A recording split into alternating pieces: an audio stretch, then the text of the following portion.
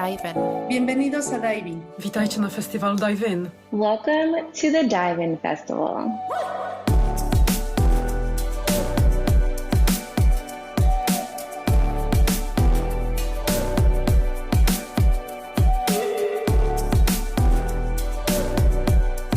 Willkommen zu Dive-In. Bienvenidos a Dive-In. Welcome to Dive-In. Mabuhay sa Dive-In Kapistahan. Üdvözlünk a Dive-In Fesztiválon. Добро пожаловать на фестиваль Dive-In. ברוכים הבאים. בואו לצלול איתנו. Dive-in উৎসবে আপনাদের সকলকে জানাই সাদর আমন্ত্রণ।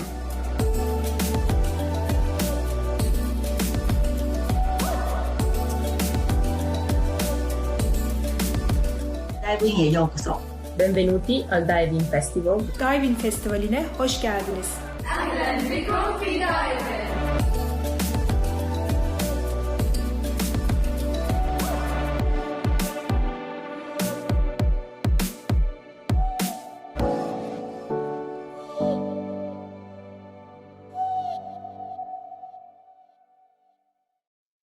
Good morning. I'm Noelle Cotta-Spati. As a co-champion for Dive-In here in the Americas, along with Margaret Reese-Milken from the Jacobson Group and Dave Bishop from Willis Towers Watson, we would like to extend a very warm welcome to all of you joining us for Dive-In Atlanta. Celebrating 5 years here in the Americas and 4 years in Atlanta, Dive-In is a global festival for diversity, inclusion, and equity across the insurance industry. This week, you're joining more than 20,000 industry colleagues around the world that have registered for Dive-In events in more than 30 countries. We'd like to thank all of our global and local sponsors, partners, and the more than 500 volunteers who have worked tirelessly these past several months to produce our first ever completely virtual Dive-In Festival. And boy, did our Dive-In Atlanta team put together a terrific event in support of our festival theme this year, Local Voices, Global Impact.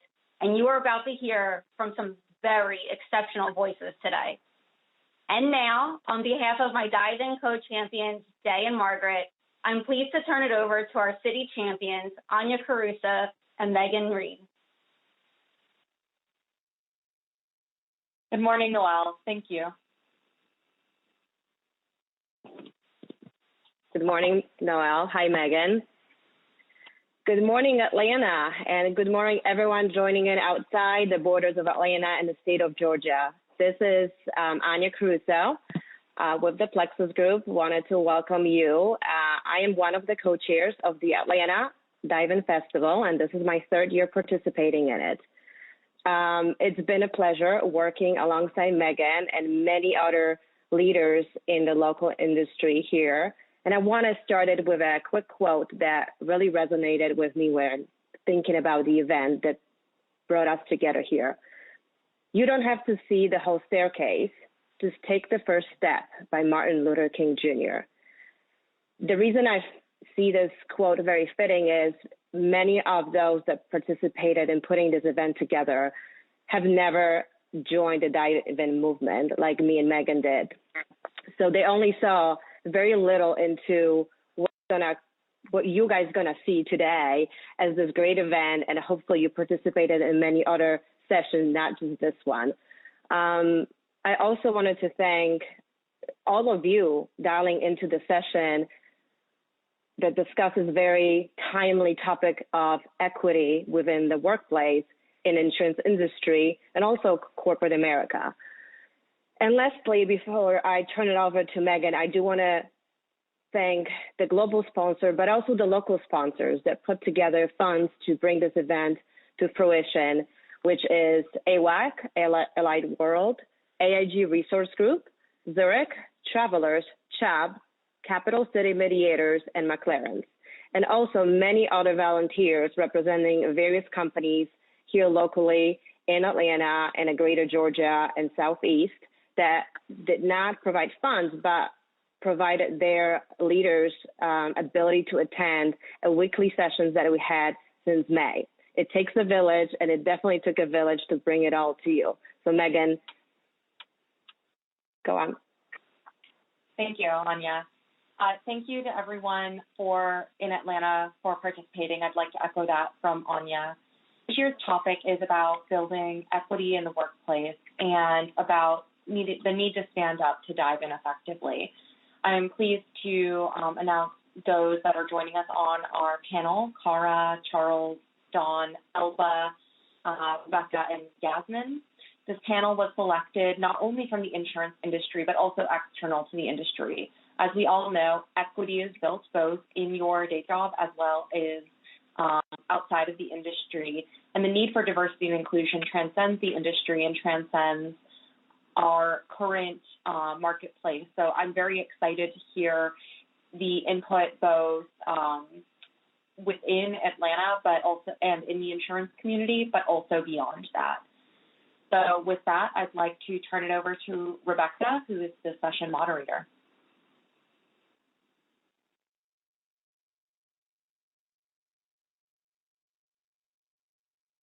Thank you, Anya and Megan. Good morning and welcome to Dive in Atlanta, the virtual edition. I'm Rebecca Ratliff, President of Capital City Mediations, and I am pleased to be with you today. Our panelists represent diversity of age, race, gender, skill sets, thought, leadership, personal and professional culture, and industry representation. This conversation will highlight the fact that the insurance industry, touches everything. Let's dive in. Panelists, join me on cam.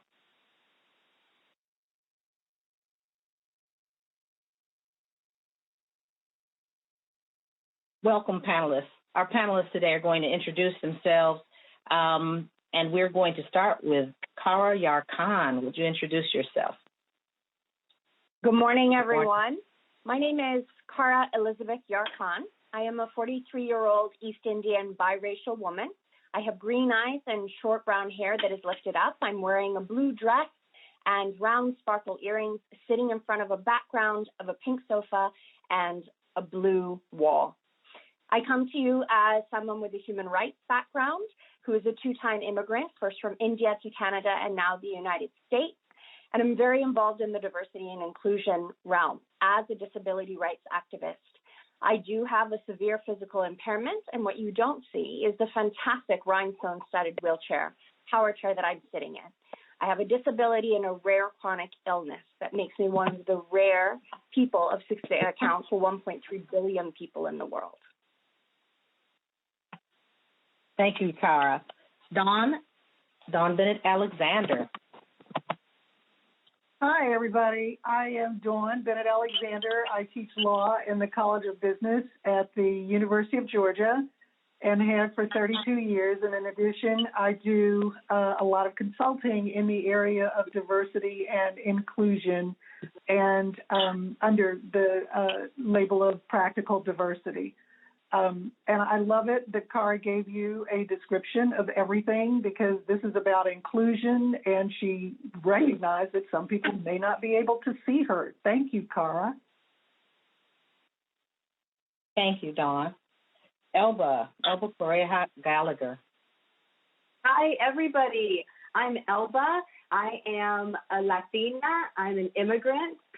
I also have held the corporate job at UPS for 23 years, but my passion is gender equality, and I founded this nonprofit organization, ShowMe50.org, to raise awareness and create motivation for employees to act and collaborate with their customers to bring equality across the organization, particularly around gender. So I'm thrilled to be here, and I want to give a shout out to Lloyd's and the Lloyd's Market, because back in 2015, the courageous leaders put this dive-in conference together, and that's just amazing. So thank you. Glad to be here. Glad to have you. Yasmin Mustafa.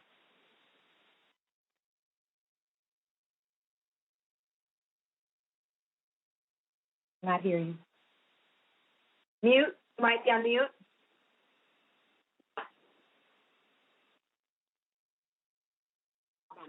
We definitely want to hear you, Yasmin. I'm going to go to Charles, and then we'll straighten you out. Is that you?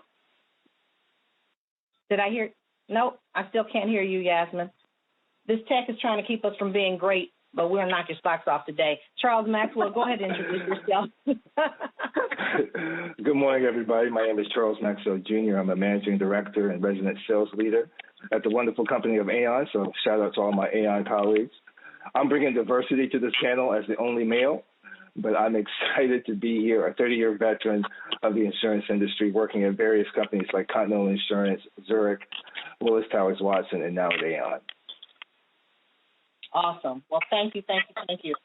While they straighten out Yasmin's mic, 'cause I know we could hear her earlier, Yasmin I was looking for her bio. She's a TED Talk speaker, among other talents, and we're excited to hear from all of our speakers today. Thank you for joining us. So let's dive in. Cara, Elba, I know these, we're going to bring up the first slide, and I know that this topic is near and dear to your heart. Diverse talent is sought in almost every industry as a movement. Discuss different diverse groups and how they should be considered in the talent pipeline. Can we have the first slide? And go ahead, Cara. You can jump in. Thank you. This is Cara speaking. When we think of a diverse pipeline, so often we're only thinking of race and gender.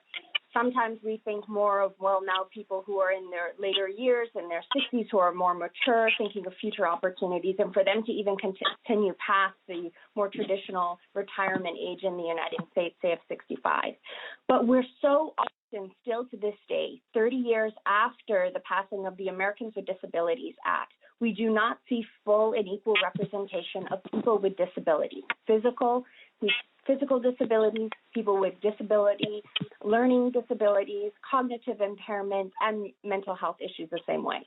Most often people are scared to disclose because of fear of losing their jobs. I was one of those people. I was diagnosed with a rare type of muscular dystrophy when I was 30 years old, working with the United Nations, and I didn't tell anyone because I thought they would question my capacity to manage this chronic illness and to manage my job. It really wasn't until the condition progressed and they could see the physical impairment did I need to disclose, or like I say, declare to my employer that I had an impairment.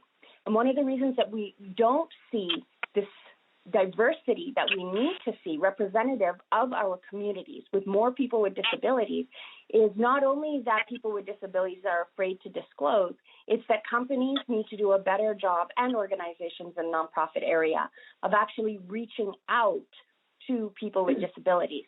Not forgetting that it's so important to also look at the intersectionality. All of us here represent more than one minority group.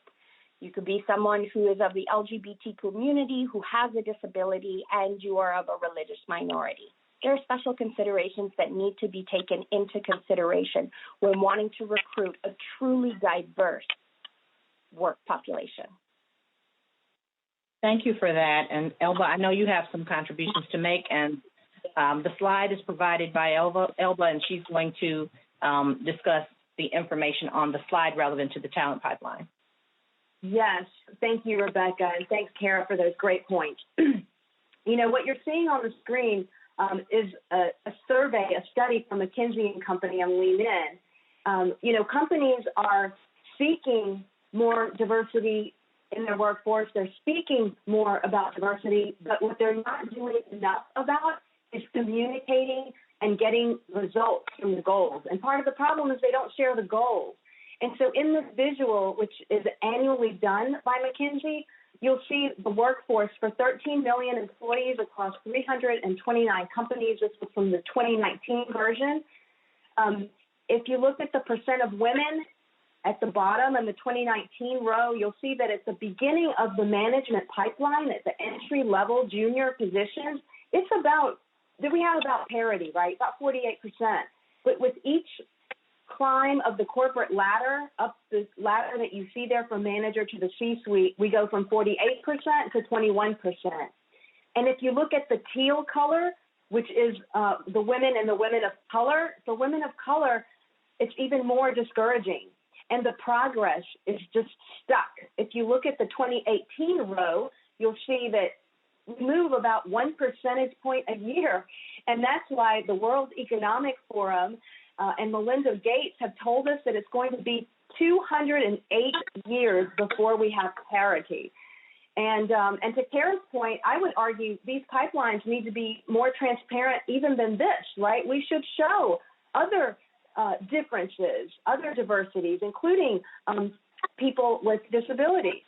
But the point here is that companies are not doing enough to achieve the goal, and we need more visibility, more transparency. You know, Ruth Bader Ginsburg, who has left this earth for us, but she said that, you know, women belong in all the places where decisions are made. And as you can see in this pipeline, that's just not happening. And I'll add, this is all companies, but when you look specifically at the insurance industry, I'm afraid to say it's a little bit worse, because in the insurance industry, that first run of the entry-level management is around 60%, and they drop down to the C-suite at 17%.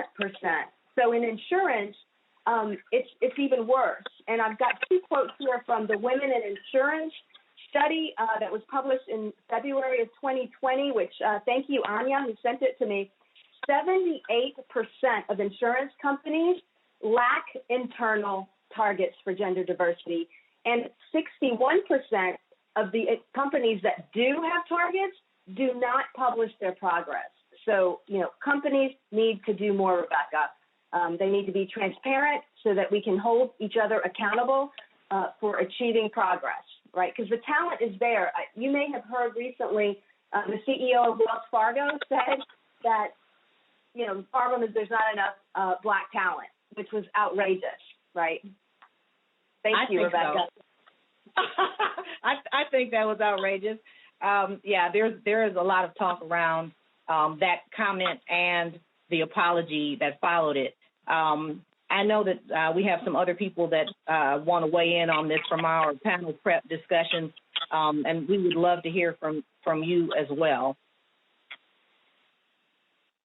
Dawn, I don't know if we got Yasmin fixed on her sound yet, but we're talking about diverse talent really across industries, which is why we were proud to bring to you a panel that shows the diversity and inclusion issues in different industries, with insurance touching everything. So we keep adding terminology to D&I to clarify the inclusion piece, because companies keep missing the mark, like the CEO that just made that statement and the subsequent apology because of all the pressure that he got. So they keep missing the mark. So we've had D&I, diversity and inclusion, I&D, inclusion and diversity. They started putting inclusion first because they wanted to highlight that the inclusion piece was being missed.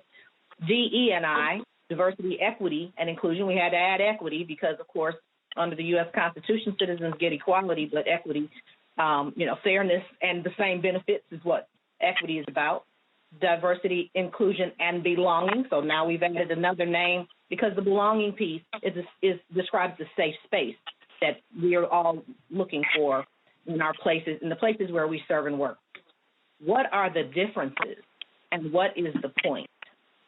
Dawn, would you give us some thoughts on that? Yeah, I will. Thank you, Rebecca. I have been at this for the past 40 years. So I was here before there was even diversity, and I can remember being asked by the president of my university to do a new, to be the first speaker in a new university-wide lecture series that he was starting, and he told me that I could speak on anything I wanted. Whoa, don't give me that platform. I decided that I wanted to speak on the issue of race, and this was back in early 90s, like 1990 or so. And I decided to use the term diversity. I'd never heard it before used, but I liked the idea of the thought process. And we were coming at a time when the language was still desegregation, integration. Think about this. This was the early 90s. There had been no language to sort of capture where things were moving. The language reflected where we had been before. After the passage of the 1964 Civil Rights Act, and in the early 90s, nobody had used the word diversity. So I've watched the whole panoply of words that have come about as we have tried to work with the concept. And I think that's the really important thing here. This is a dynamic area. We are all learning together, even though we tend to think, especially if we fit into these categories, that everybody should always know this, have already known this already. The diversity part was sort of bringing people into the fold, getting people who did not look like the whites who had been even legally in those workplaces before as the only people. So the idea of getting women in, males had been the ones here before, whites had been the ones here before. So getting women in, getting black folk in, which was the thrust of the Civil Rights Act, became sort of the diversity piece. They realized once you got those people in there, that just having those faces was not enough. So the inclusion piece came in. The inclusion was to make it seem like you really did belong there. People have deemed it, one is being asked to the party, the other is being asked to dance once you're there. The equity came in because they realized that you being there and you being included did not necessarily mean that you were included the same way other people were. So you might have been sitting at that table, but where decisions get made, but nobody was listening to your voice. So the equity was a piece that said, if we're here, if we're included, we should be getting what it is that we need to be able to not only be here, but to do well. The belonging piece has come out recently, and it is a fine-tuning once again, recognizing that being there, being asked to be there, listening to you still did not necessarily do what it is that we needed it to do. And when I say what we needed to do, y'all, I don't care what we talk about for the next 90 minutes. The truth is we are talking about people being treated with decency and respect as human beings. That's all we're asking about. So the idea of belonging becomes really important because if you think about it, any place that you are, if you don't feel like you belong, you're not going to be at your best. You're not going to contribute your best.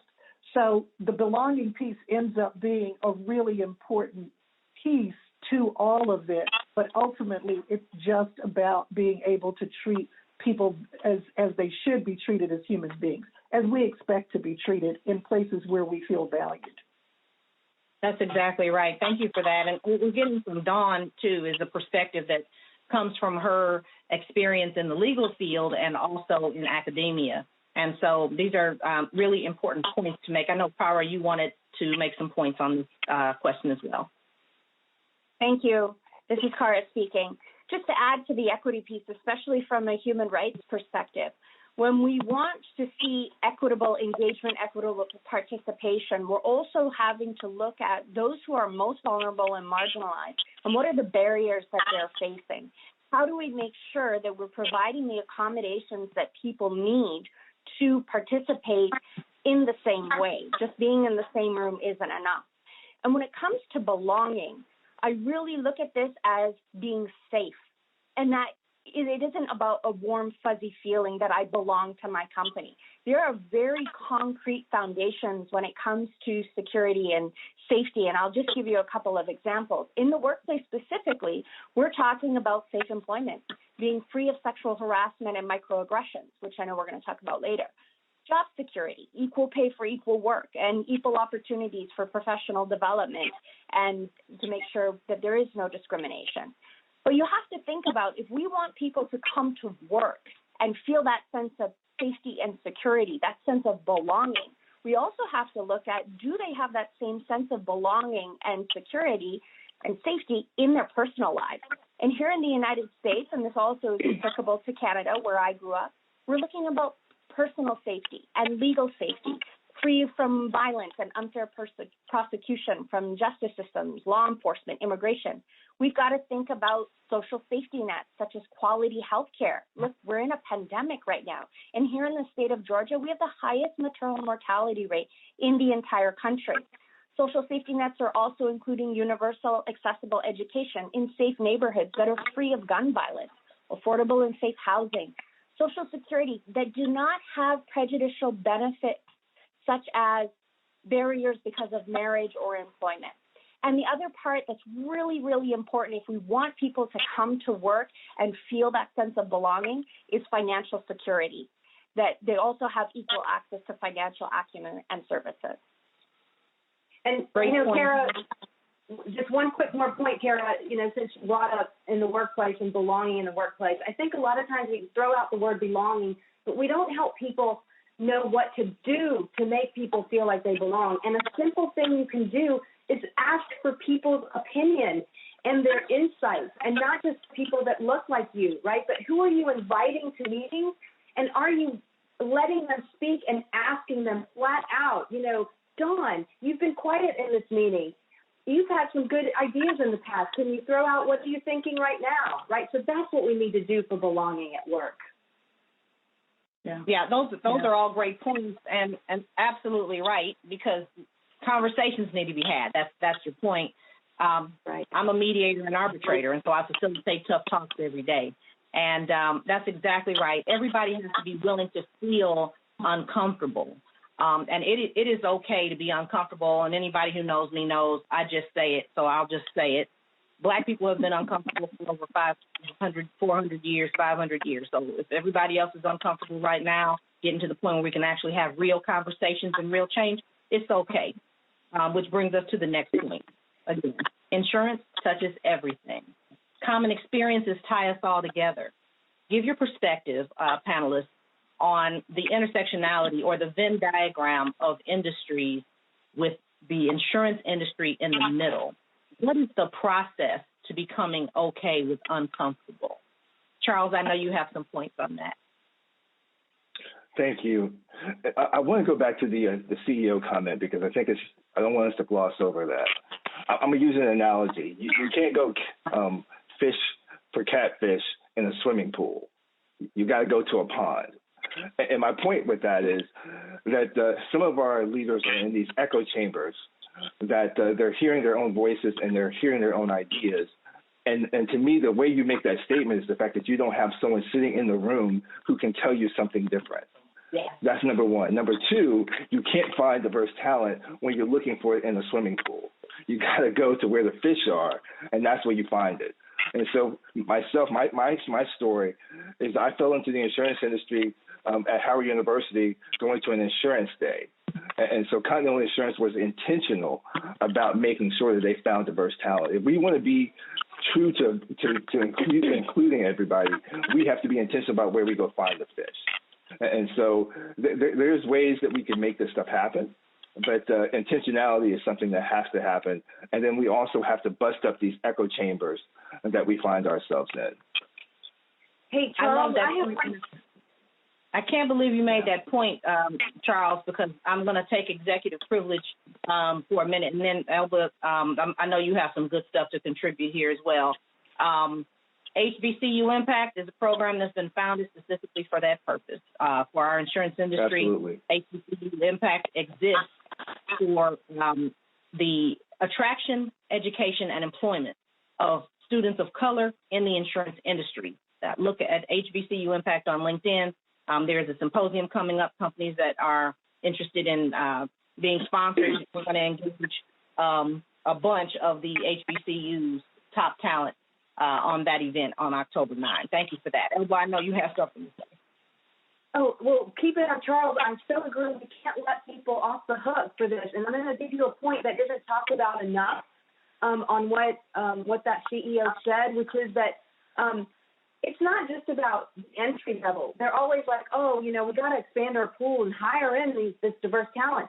But that is BS with a capital B and a capital S. If you look inside the organizations themselves right now, there are so many talented, diverse people who are overlooked, marginalized, ignored. And I'm so passionate about this because I see them. I know so many people in my company that are so incredibly talented, and they are just ignored because people, like Rebecca said, you're uncomfortable, being in this circle with people who are so different from you. So you don't motivate them, you don't invite them to meetings, you don't ask their opinions, and so they disappear. They're invisible, but yet they're invisible, but they're right there in your own company.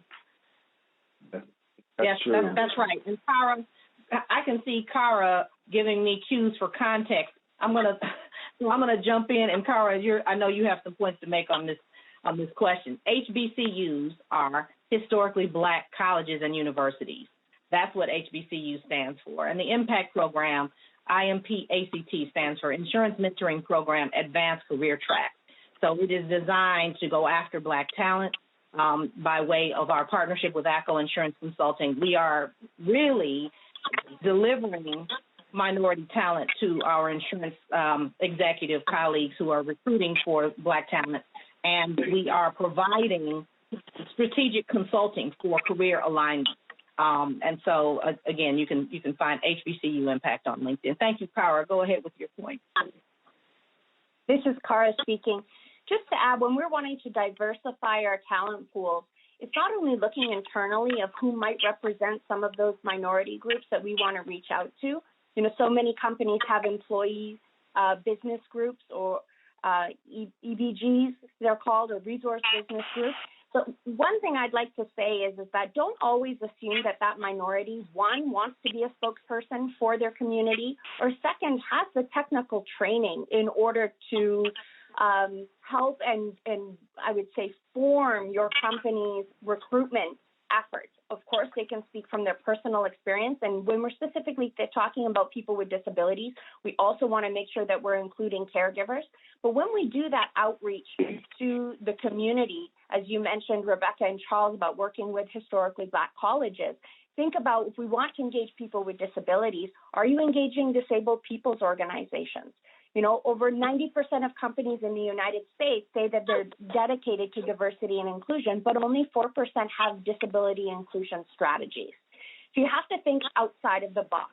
You have to be asking and looking at other companies who has the best practices, and ask people with disability, disabled people's organizations that are dedicated to this, such as the Valuable 500, which is a global platform. So for any of you around the world watching this, that's someone to look up, Caroline Casey. And here in the United States, we have Disability In, which does local work with local companies. Thank you for that. Rebecca, do you mind if I just jump in for 1 second? Before we go too far, and the whole issue on uncomfortability, I just want to raise this issue. Being uncomfortable goes both ways. It's an unconscious bias on someone who is in the majority or who's in power, but also the unconscious bias of someone who is the minority or someone who is trying to make the way through. And the reason I say that is because one of the things I really had to come to grips with was my own unconscious bias. My own unconscious bias was, if I hired someone who looked like me, then I had to make sure I had the perfect candidate, because if they so-called failed, then I would have failed. And I had to really come to grips with someone who has been a leader and someone who's been a hiring manager for many years, that I have hired people who do not look like me, who have failed, and I have moved on, and that did not, in essence, hinder my career. And so one of the things I did maybe 10 years ago was just make a decision that I was not going to be a victim of someone else's expectation.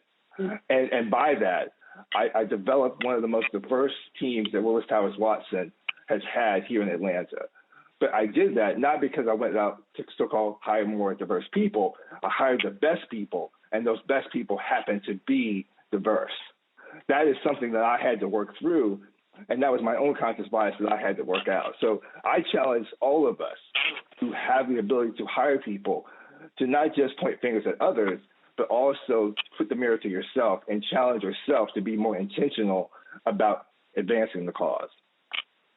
I want to say something. I know I see you, Dawn. People who are in the majority get hired based on potential, and people who are in the minority get hired based on performance, hired or promoted. Absolutely. And that is an inequity that is systemic that we see all the time. Right. Dawn? Yeah, this actually goes to that systemic piece, and it's specific to the insurance industry, and it's such an important piece for us to think about. Programs that, and I teach in a college that has one. In fact, it has one of the best ones in the country.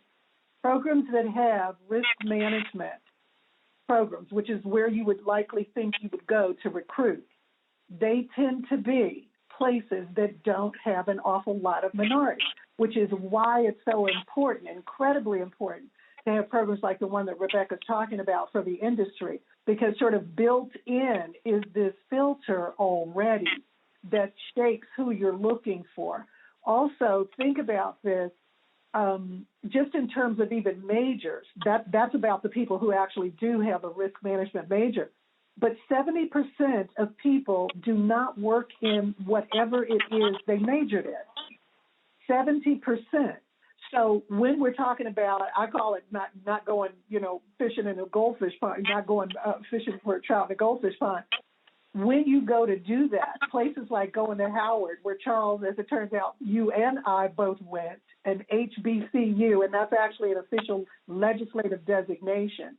When you go to places like that, number one, it's important that you do that, and two, broaden your scope of who you're looking for, because we did not necessarily, in fact, Rebecca, you raised your hand to this, we don't necessarily end up where we started out.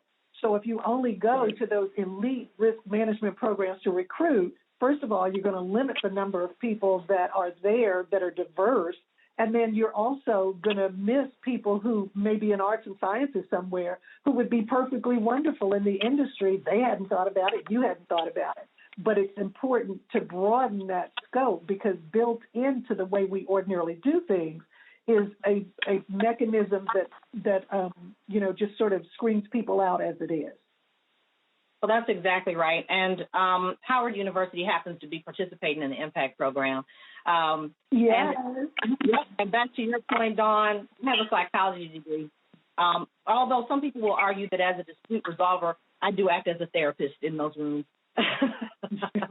But what I find I've as done a that mediator, work, I know. You understand? Okay. I do. So what I've found is, as a mediator, the effectiveness in my ability to mediate and help facilitate compromises lies in the humanity of what I do. Understanding, one of my mentors, that's right, I have mentors. The mentor has a mentor. My mentor said that I understand the human condition, which is why I'm able to relate to people in the mediation context. So our next point is about bringing humanity to allyship, what allyship really is. Discuss your thoughts, if you would, on the importance of having tough talks to move the equity needle forward. Equality plus benefits, fairness. What would you say about the point of humanity and the part that it plays in true allyship? Charles? One, I would just encourage everyone who's watching to read 2 books. One thing in quarantine, I've been able to read some books. So 2 books I would put out there is, one is White Fragility, and then the other book is Caste, The Origins of Discontent. There it is. And then The Origins of Discontent, Caste system, because it really speaks to some of the issues that we're talking about here. Actually, there's a quote that I wanted to put out here. It says, when you're accustomed to privilege, equality feels like oppression. And the reason I raised that quote is when we talk about allyship and humanity, is really looking at the fact that we have to kind of dismantle this issue, I'm calling it, of white-centeredness. And what I mean by that is that when the fact that we have to talk about inclusion and diversity is because white-centeredness is the basis by which we make all our decisions and the basis by which we decide how a culture is being established. When we can move beyond that, then it's not just about mentoring someone into this space, but it's really about being an advocate for someone in this space. And the last point I want to make is that I've been watching the play Hamilton, and in Act 2 of Hamilton, it talks about the room where it happens. And the whole point is that Hamilton is in the room with Jefferson and Madison, and they're making the decision, and Burr is outside of the room. And what we have to do is we have to acknowledge that a lot of issues happen in the room. And unless we have diverse voices and perspectives in the room, then we cannot expect a culture that is going to be inclusive and diverse outside of it. And so there's a lot to unpack there, but this is the work that I believe the people in this panel and the people who are watching, this is the work that we have been called to, and this is our time to make it happen. That's exactly right. I appreciate those points, and I actually made up a quote by accident a couple of months ago that's been published, and it's diversity is the different dishes that are available to choose from, and inclusion is adding the ingredients to enhance the dish. And that's the thing. It's not just, you let me in the room. You need to let me in the room to make the contributions that my skill set enables. And that is going to add to a richer experience for you, and you. And I know you have some points to make on this. I'm still waiting to determine if we have Yasmin's audio fixed.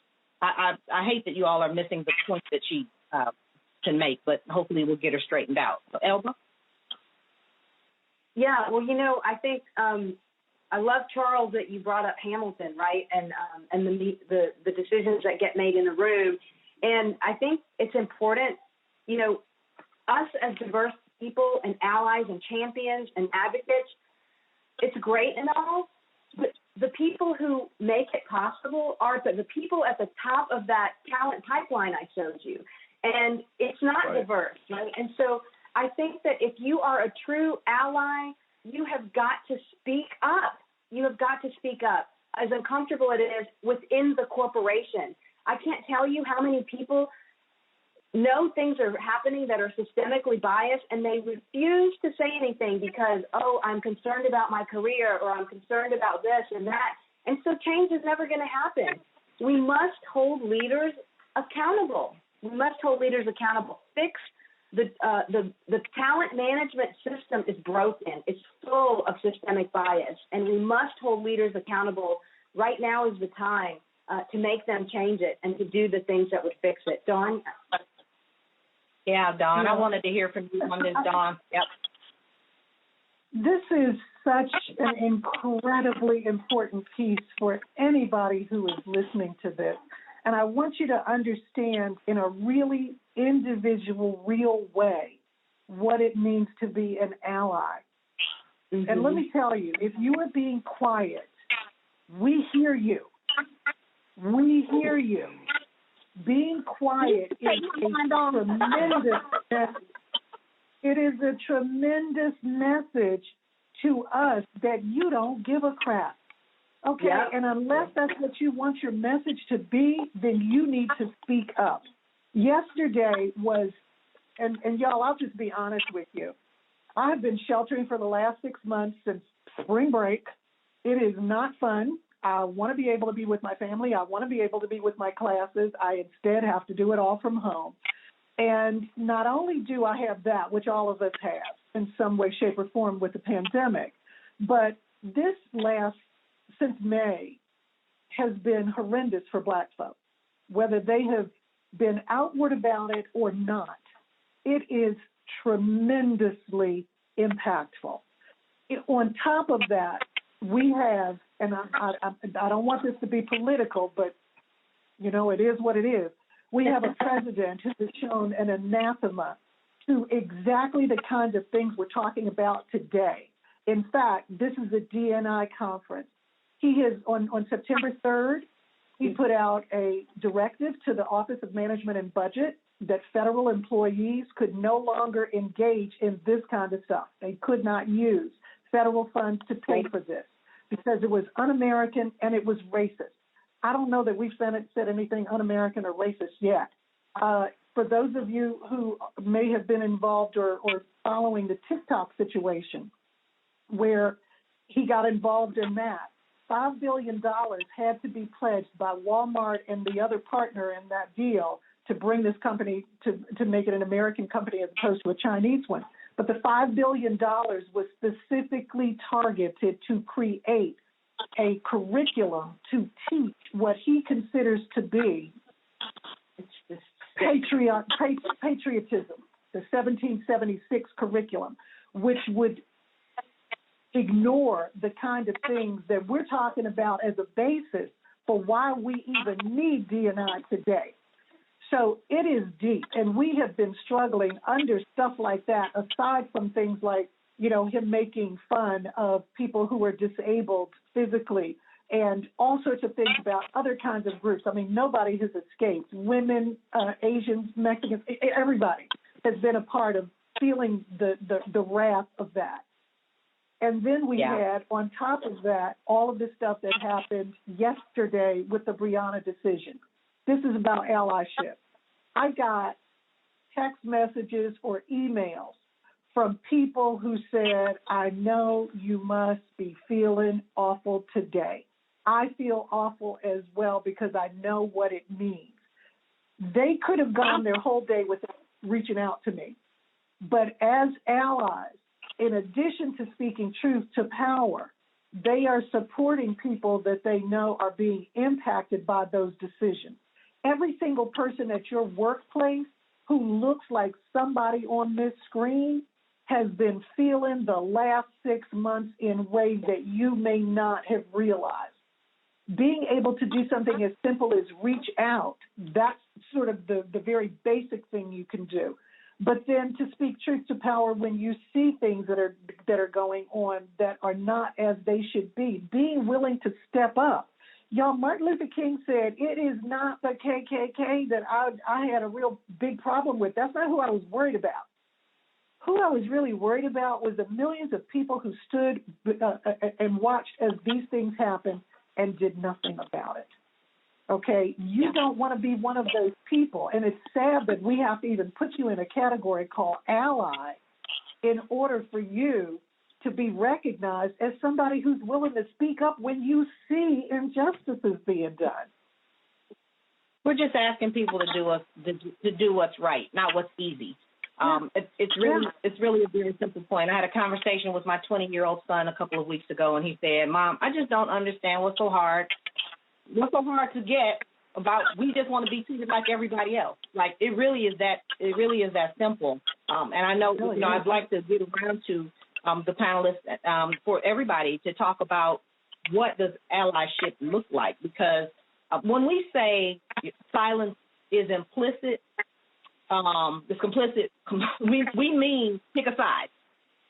We mean pick a side. At this point, if you're exactly, and I've been published to say, if you're silent, we hear you. We are dealing with overlapping pandemics. Everybody's affected in one way or another. But we were talking about the pandemic of COVID, but then add to that the civil unrest that's going on and the murders, I'm just going to call it out, that are happening all over the country and the world, which is why people all over the world are standing with us and marching in peaceful protest. Add to that weather events. So you're quarantined in your home, and now you lose your home to a tornado or a hurricane. So that's affecting transportation. It's systemic inequities. Transportation, education, housing, employment, all of the different disparate treatment of people of color. And then add to that the economic downturn. It's like a domino effect. And you said it, Dawn. You may not realize if you're living in privilege. You may not realize that the people around you are struggling and really trying to make it and trying to hold on to their job when their children, some of them want their kids to go to school because they have to work. Well, they don't necessarily want them to, but they need their kids in school because they have to work. But then people are afraid to send their kids to school because of the insidious nature of the COVID-19 virus. And so everybody has decisions to make based on, their reality. And you said it. Allyship is stepping up, standing up, speaking up. And that is what allyship is, regardless of whether you know a person or not. Those people who are marching in London, England, and everywhere else that are peaceful protesting all around the world, they don't know Rebecca Ratliff or her 19-year-old son. And by the way, my son is not the only one who is in danger. I'm in danger. People of color are being hunted like animals. And allyship, whether it's in the street or in the corporate environment, allyship is a movement now. Join us. Come in, Power. I know you've got some statements to make, because we don't even know why there is even still a need for the business case for diversity. Business case has been made. Kara? This is Kara speaking. I just want to see, Yasmin, can you say something so we can see if we have your audio on? I think it's fixed. Can you hear me now? Go ahead, right. Yasmin. I think it's funny that the technology CEO is the one that had the technical challenges in this conference. The irony of life. Okay, so then you know what? Well, you introduced. Let's hear from Yasmin. Such an incredible background. Yeah, let's hear from Yasmin. Please introduce yourself, Yasmin. We haven't heard from you, and we want to hear what you have to say on any and all of these points. Go ahead. Thank you so much. Yeah, and thank you for your patience, everybody. So to go into a little bit of my background, and I'll do it very quickly. I am a refugee of the Persian Gulf War. When I was 8 years old, I was living in Kuwait on September 21st, 1990, which actually just passed. I was in a bomb shelter with my family when all of a sudden 2 U.S. ambassadors burst through the door with a clipboard looking for my younger brother, who had just been born in the States a few weeks prior. They put us on the plane. They brought us to Philly. It was 30 years ago, this past Monday. And we came to this country without speaking any English, without having any networks, without knowing the culture. Fast forward, I'm now 15 years old, and I'm applying for college when I learned that I'm undocumented, that even though I was brought over by the U.S. government, somehow my paperwork was never filed, nor was anyone in my family except for my father, and we had to start the process all over again. So the clock had reset. When I was 18, my father actually ended up leaving the family. He was tired of how long the immigration process was taking. And basically my family and I were penniless all of a sudden one day. And we had to do everything we could do to survive. And being a refugee, being undocumented, unfortunately, there aren't a lot of choices. So what we all did is we banded together to get under the table jobs. So for about a decade, I worked making about $5 an hour in the hospitality industry as a hostess, as a waitress, pretty much dishwasher. Anywhere where I was needed is where I would go. And that experience is really what made me passionate about these topics that we're talking about today and why I wanted to become my own boss. I experienced a lot of harassment, a lot of sexual harassment, jokes about my ethnicity, my background, and just the not feeling any power. Once I became a U.S. citizen, which was April 12th, 2012 at 10:39 a.m., and I always share the date with the time because it was so powerful, such a powerful day for me. And I know we talked about belonging a little bit earlier. That day, I truly felt like a human being for the first time. I felt like someone with status, someone with power, someone with a voice, someone that could build roots. And it is a day that I'll never forget. And of course, the first thing I did is I got my passport and I went backpacking through South America by myself for 6 months. And it was a really amazing experience. It was the first time I really felt unshackled by my circumstances and that I could do what I wanted to do for a change.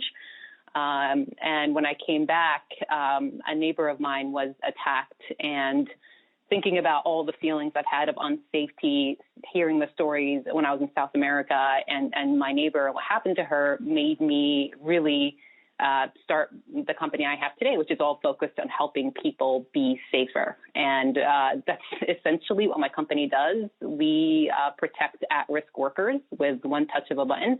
And for me, the purpose of my company is it's actually very selfish. I want to protect the little Yasmins. I don't want other people to go through the experiences that I had. So this topic, it's interesting because we're in the hospitality industry today, which is the same industry where I experienced a lot of not feeling belonging, not having any equity, not having an inclusive environment. 58% of housekeepers experienced sexual harassment on the job. And it became such a big problem that at the height of the Me Too movement, legislation started to pass forcing hoteliers to protect their staff. And that's essentially what our technology does. And what's really amazing is policy, the power policy has in terms of making people do the right thing. Since COVID, everyone, as I'm sure you're aware, the hospitality industry is not doing well. So we have been entering healthcare to protect nurses and doctors. Believe it or not, nurses are more likely to be attacked than police officers and prison guards.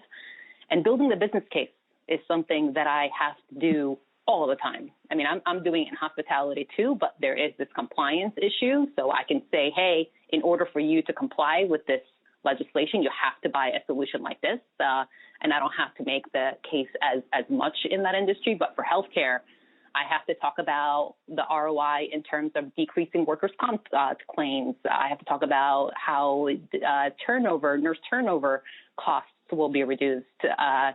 It's pretty astonishing how much I have to get into the financials in order to get people to listen. And I have to be honest, I'm tired of making the case for this. And I just spoke a lot. I'm going to pause for a moment and let others join in.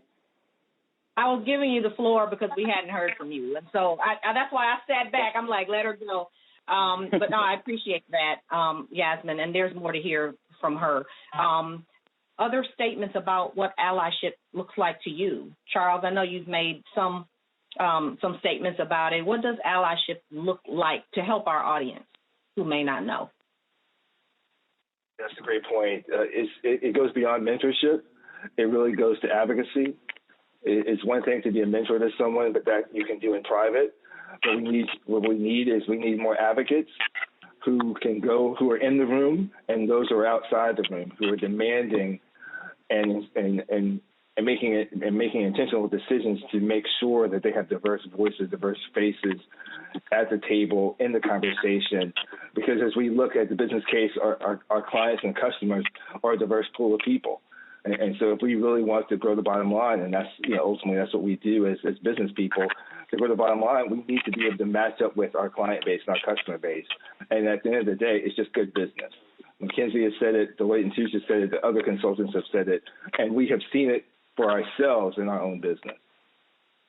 I love that you make the point, and really you're making a distinction between mentors and sponsors, and that's kind of jargon Absolutely. That's also being thrown around across industries. Of course, a mentor is a person who's been where you're going. They know the path. They'll guide you. There's a relationship there. A sponsor, there may or may not be a relationship. That's someone who will speak on your behalf when you're not in the room. And I have certainly I keep mentors. I have a panel of mentors. They don't all interact, but they serve different purposes for me. And I certainly have sponsors because I transitioned after 25 years as a commercial insurance adjuster, complex claims, into a mediation and arbitration career without a law degree. The only way that happens is faith and relationships. So people have stepped up for me, have spoken up for me, have advocated for me in ways that accelerated my efforts in business as I became an entrepreneur. So that's important. Elba, I see you nodding. Yeah, just one more point with that. The reason why that's so important is because that allows us to not only just have recruitment, but it also helps with retention. The biggest issue that we see is that we can recruit people into the organization, but we can't retain them because we so-called give them mentors, but we don't give them advocates. And so one of the key issues for me is having advocacy. We advocate for our clients and customers. We got to advocate for the people in our organization as well. Well, Charles, you keep making, I feel like you're looking at my notes because I have HBCU Impact. And something I forgot to say was the goal of HBCU Impact is recruit, retain, represent. We know what Absolutely. We know is majority companies they may take in talent of people of color, but they don't know how to retain them. In some instances, they don't really know how to attract them in a way that a student is being groomed to thrive in that industry. I hear all the time, we had some really, intelligent people of color, some black students here that we brought out of college, but they just fizzled, and it was really painful to watch. Well, majority companies don't speak the language, which is why we have the strategic sponsorship, a partnership with ACO Insurance Consulting. And in addition to that, we're forging a relationship with the CLM because we're going to be able to provide some, as an affinity sponsor, some certifications and credentialing through our different connections. So it's important. And HBCU Impact is about students who are also interested maybe in the legal field. Dawn, I know you have insurance risk management class there at UGA as well as being the professor at UGA. And insurance touches everything. So there are so many fields that you can go into, including law, and have a space in the insurance industry. Elba, I know you were leaning forward on this topic. I'm good. This is great. I mean, I think that the word accountability comes to mind too, especially as you're talking about, in the insurance industry and all industries, as Charles was saying, sponsorship, right, advocating. How do we speak up when we see that people are not being sponsored? If we do have any foot in the door, can we challenge and ask the question, hey, we don't seem to be sponsoring, some diverse candidates. What about this person? What about that person? So I think we do have to speak up more. Absolutely. Yep. And so this is, the business case for diversity, allyship. These discussions that we're having are really healthy because what we're finding out is that a lot of people really, they're hearing it, they don't really understand what's needed, what they can do. And every little part contributes to the whole. And I hope our audience can tell we have had a blast putting this panel together. And one of the reasons is that everybody was just really 100% authentically themselves coming into this effort. So we're going to talk with that. I'm making an intro to the talk about unconscious bias and microaggressions. Microaggressions, according to the American Psychological Association, can be in the form of three categories that they've given, and those are micro-assault, micro-insult, and micro-invalidation. Please share an experience, panelists, where you navigated this kind of bias. Yeah. Let me share something that happened in a department meeting where we were talking about hiring. I co-author the leading employment law textbook in the country, and it is the textbook that created the discipline of employment law in colleges and business. So we were sitting, it's what I do. I mean, this is my area, right? So we're sitting in a faculty meeting trying to make a decision about a candidate. When we came in, they had already said that there had been a pre-screening, and there was a white male and an Asian female, and both of them had been deemed absolutely acceptable. What ended up happening was about an hour meeting going over sort of basically why this white male should be hired. And I couldn't imagine it because I am leaving at the end of the semester, and I am the only tenured Black faculty member in my college. We only have one more that's tenure track who came 2 years ago. And we only had, in the 32 years I've been here, one other tenured Black faculty member who left to go to be dean elsewhere. So we sit in this meeting. I am steaming because, first of all, as a lawyer, I know that some of the stuff I'm hearing can get us into trouble. And I also know, as somebody who knows about D&I, that if you are dealing with this kind of environment where you have so few people who don't look like the white males that are there, that we shouldn't even be having this discussion because you already said that this person is absolutely qualified to take the position. So, my question is, so then what's the question? And why do we have to spend an hour on it? And it occurred to me at the end of that meeting when somebody asked a question about, don't we have some sort of affirmative action kind of stuff we're supposed to do? And that's about as nebulous as it was. I didn't say anything. The question came up again. The first time it was by a female. The second time it was by a male who was married to an Asian female. Okay, so both of them are people who had a vested interest in this. So people were like, I'm not sure, I don't know. And I finally just said, remember, I wrote the textbook. So I finally said, would you like me to tell you? I literally wrote the textbook. I wrote the textbook. So I said, would you like me to tell you what you need to do? And everybody just sort of looked like, oh, okay. So I told them what the legal status of this was. The answer to that, talk about, microaggressions, micro whatever category it was in. It was like, oh, okay, well, we'll take it to the legal department and, see what they have to say. So the legal department, two things came out of that. One, the legal department told them precisely what I had told them, okay, but they had to hear it from on high, I guess. The other thing was that I did more than just get pissed off. What I did was I complained about it. And as a result, they ended up having now, anytime you put in to hire someone, you have to go through diversity training. Your department literally has to sit in a room and go through diversity training.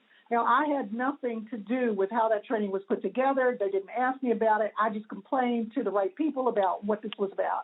And because of the legal liability, the potential legal liability, because it was happening on across campus every single day as hires were made. Well, when we had to undergo the training, the person came. I didn't know the person that was doing the training, and they had a PowerPoint. The PowerPoint was put up. And who did they quote and cite for their source but my textbook?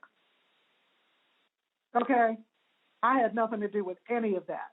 But it just goes to show you how those microaggressions, whether people intend for them to be there or not, they're just sort of built in. I mean, as the only Black woman in the college, was anybody really going to give me a whole bunch of credence? And, of course, my department would feel like, or my college would feel like, oh, my God, you know, what have we done that you would put us out to dry like this?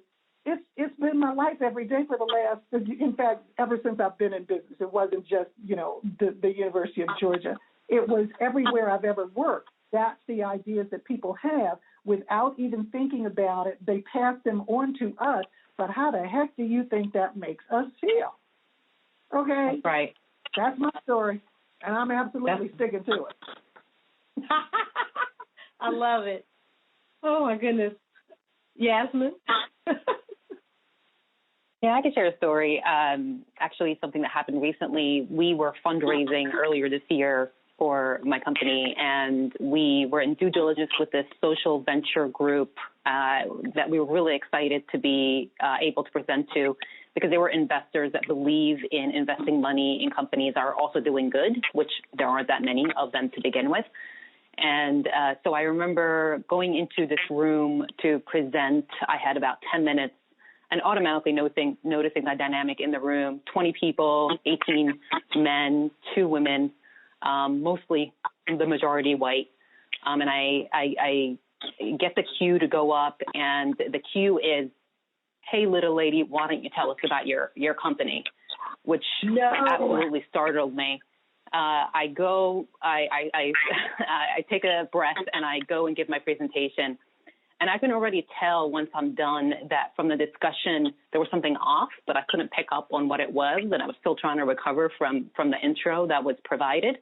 And at the very end, when we're wrapping up, one of the older people in the room looks at me and says, is sexual harassment really this big of a problem? And just to kind of give some context, 2% of venture capital goes to women.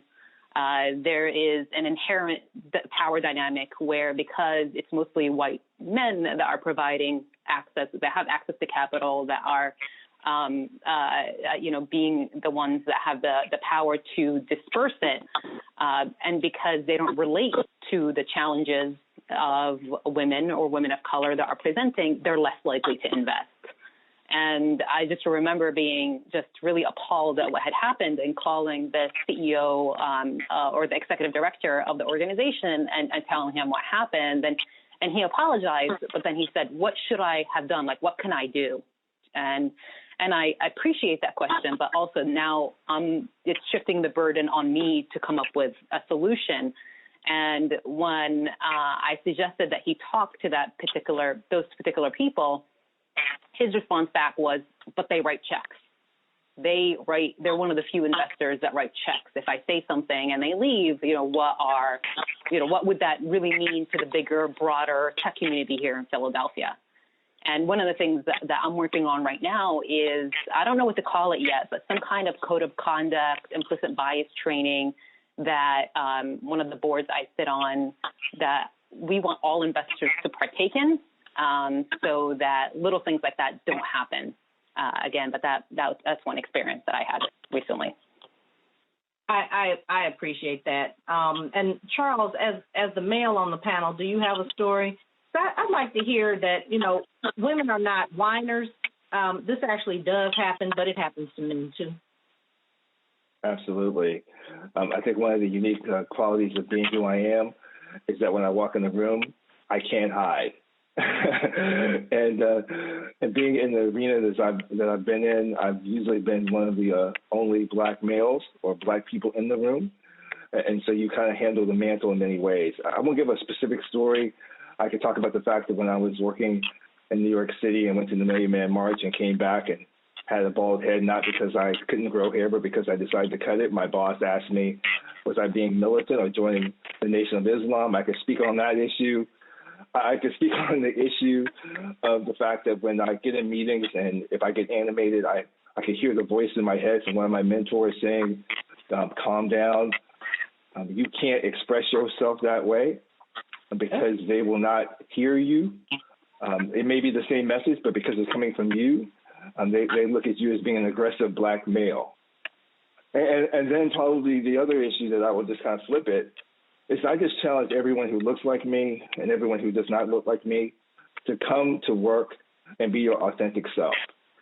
Don, you said earlier, Rebecca, you said earlier, I'll just say it more explicitly, Black people are exhausted. I am exhausted. I'm not only exhausted about what's going on today, I'm exhausted just having a dual personality. The personality that my friends and family know, and then the personality that I have to exhibit at work. And what I've decided to do at the age of 50 and being in this industry 30 years is that what you see is what you get. And for some people, ready or not, here I come. A little late to the game, but I love this younger generation who is challenging those of us like myself to not assimilate, not just blend in, not just get along, but to really bring our authentic self to work so the organization can be the best it can be, because we represent, among all of our colleagues, the best that the industry has to offer. And we need to bring that every day, all day long, for our companies and for ourselves to succeed. Yeah, well, I appreciate that so much, which brings us, yes, Cara. This is Cara speaking. Something I wanted to contribute as a foreigner, a permanent resident, Canadian, who is not white and who is not Black, living in the United States, living in Atlanta, the Black Mecca of the country, of what did it mean to be an ally for me? Not only to be an ally and just expect allyship of my friends and the people who are important in my life, to help them rise to the occasion. And it was looking beyond my personal behavior, my personal perspective, and the way I think and act, because I do like to think of myself as an anti-racist, someone who is taking the time to learn, read, watch documentary films, not calling my Black American friends and asking them to resolve these uncertainties for me. Understanding that I do have a place, because neutrality is complicity, silence is complicity. And recognizing that it is the collective messaging, the collective system, the collective pop culture, news, media that has created this country and this society, that is what I have a role in understanding that as a foreigner, as an Indian, because our group within itself, we have racism within the Indian culture and the diaspora here in America. What role do I have to play in speaking out to the collective messaging that is being told? So I just invite everyone that you do have a place. And even when we talked about choosing sides, if you're not choosing the side of being an anti-racist, if you're not choosing the side of being an ally to people with disabilities or to women, then it's up to other people. That will have an impact on your business. People are going to choose the companies that they want to work for, the products and services that they want to buy. So choose your side and you go on with your life, but you're going to see a difference in your business. Yeah, and we'll know what side you chose. Again, silence is complicit. If you're silent, we hear you. 30 seconds, everybody. Final nugget. And then we're going to, because we want to make sure that we have time for question and answer. Megan will feed us the questions. 30 seconds. Hey, Charles? I'll go. Oh. Okay. Oh, go. Go. Okay, Sorry, this is Cara. Go, Elba. Hey, I just think that, actions speak louder than words, and you must find the courage and just speak up. You've got to practice. Like Nike, just do it. Name the bias in the moment and, do something about it. Thank you. Kara? This is Kara speaking. If you haven't walked in my shoes, you don't understand what it's like. And so I would ask people just have a little humility, patience, and kindness when we're exploring these uncertain times and look at each other as human beings. Yes, thank you. Yasmin? Yeah, for me, I would say look at who has the power in the organization and look at who doesn't, and make sure I'm seeing a lot of diversity and inclusion efforts that are really more talk than action. That, first of all, it's not all brown and black people that are in the diversity and inclusion committee. And then also that they actually have a voice to the CEO or a seat at the decision-making table. Right. Dawn? If I had a nugget I'd want to leave people with, it would be that workplaces should look like society. They shouldn't look as imbalanced as they do. This is a marathon, not a sprint, and every single one of us has a role in making those workplaces much more reflective of the societies that they come from. And that involves doing all the things we talked about, taking a side, speaking up, and making sure that what it is that you believe is the right thing to do ends up, at least from your point of view, you do something to try to make that happen. Thank you for that. Charles, 30 seconds. Oh, no, we lost you? We can't hear you. I put myself on mute. Sorry about that.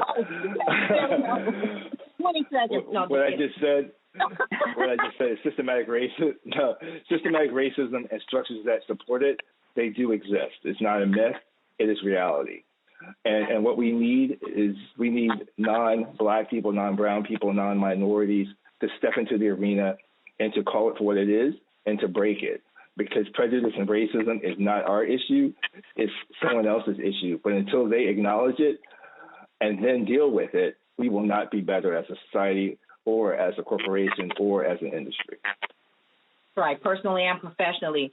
Megan, I know you are on with some questions. Can you feed us questions? And I'm going to ask the panelists to keep our comments short and sweet. Megan? Yeah, absolutely. So first of all, this was an incredibly engaged audience. We will not have time to get to the 30 plus questions that have come through on the chat. So what I'm going to do for these questions, first of all, is pass them off to the panelists after if they would like to respond more robustly, because there's a lot of meat here. But secondly, I'm going to combine a couple of questions into broader themes and name names for who is asking. First of all, however, we will be providing a recording of this panel after the event, so please stay tuned for that. I've seen that question a couple of times. So the first question theme that we saw a lot was in terms of accountability in recruiting and retaining diverse talent. Taryn Smith, Danielle Kim, Helena Jolly, Michelle Hoskins, George Winston, and Ed Sanchez all had questions about how to expand the talent pool. Whether or not we are going to expand it, as Maxine Duvall said, to incarcerated populations, how we are able to improve diversity if middle management is not held accountable, and how we can approach leadership to improve talent management systems, which are known to be broken at this time. Elba, do you have some comments there? We've got 5 minutes. That's a lot. Real quick, a couple of things. One thing about expanding pools, a great example, UPS, I'm so proud. We have a woman CEO, and they just added 2 board seats to the existing board in order to make 2 additional diverse candidates. So that's one example. In terms of fixing the broken talent pipeline, I would advocate that the employee resource groups or the business resource groups, the ERG and BRGs, pull your people together and demand change. Together, forming a coalition, you go to the HR department and you say, enough is enough. These are the broken parts. And Show Me 50 actually created a 23-point specific action list, roadmap to equality and talent management systems. Thank you for that. And I'm going to ask Megan, if you would, to just read the questions and not the names, because we're running out of time fast, and the panel actually has statements to close out. Thanks. Okay, so the follow-up questions would be, in terms of anti-racism, that's come up a couple of times on this panel as well. There's been discussion about allyship means pick a side. What do you do if leadership picks the other side? And should we shift the conversation and subsequent actions to creating our own spaces? Do we stop begging for them to include us and instead move to create our own spaces? What do you do if you can't be authentic at work? Charles? I think you have to make a decision if that's the company that you want to work for. And then we have to be aggressive. I like the question because then we have to be aggressive in terms of creating our own spaces and creating our own cultures and own environment. We can't beg people to make it happen for us. In some cases, you can make some demands, but somehow you have to do like Yasmin, you have to create your own space, like Rebecca created your own space. Entrepreneurship, blending of these companies, there's a lot of talent, there's a lot of resources. We as minorities need to be confident in our own abilities. And just like a free agent, if the company that you're with does not appreciate that, then there's other companies that will. Yeah. From the legal desk, Dawn, any quick statements on that? Just, this is Dawn. You don't get quick statements. But I would get cut off. So, Charles is absolutely right. You have to choose what you want to do. Do you want to be with a company that ignores you? The other thing is that you can be creative in the sense that you can try to work for what you want in ways that are from the outside. For instance, one of the things that makes it so companies have to pay attention to the stuff that we're talking about now is because people are willing to walk with their feet. There was a case brought in one of my classes just this morning where there was a derivative suit by people who had shares in a company that kept saying we have a diverse, a workplace, we have all these diversity things, and the people were like, no, you don't. And they sued asking for more representation of blacks on the board. That is a huge thing for somebody to do. But think about that. There's a law case, and then there's also, you know what? I keep working with you and working with you, bringing these ideas to you. You keep ignoring them. I'm out. And then you go to a company that has either a better situation or you go out on your own. And I've known people to do it. And the loss to me every time that happens is that it's sad that the company lost that talent. It's that's right. I'm mad at this for going out. You have lost that talent that you believed in. That's why you hired them, but you didn't let them do what you brought them there to do. They lost out. Yeah. Megan, do you have a question that can be answered quickly so that the panel can close? Yes, absolutely. So for the final question, this kind of goes into what Dawn was just saying. For people that are already in the workplace, something that has come up in the questions is how do you speak out, particularly when you are a woman or a person of color, and you find that those in power aren't willing to actually support you and back you, particularly for women supporting women and people of color supporting people of color? Okay, so let me say this. I apologize. It is 10:59, and we have to close this panel, but we will communicate the questions to the audience. We have your emails. Thank you to our esteemed panelists. We appreciate you joining and sharing your insights on inclusivity as an imperative for moving diversity and inclusion forward. Guests, thank you for supporting the Atlanta Conference. It is our hope that you've been inspired to do your part in the journey to inclusivity. Every piece is part of the whole. Everybody say it with me. Stand up, speak up, dive in. Speak up and dive in. Yep. Stand up, speak up, dive in. Stand up, speak up, and dive in. Stand up, speak up, and dive in. Jasmine? Stand up, speak up, and dive in.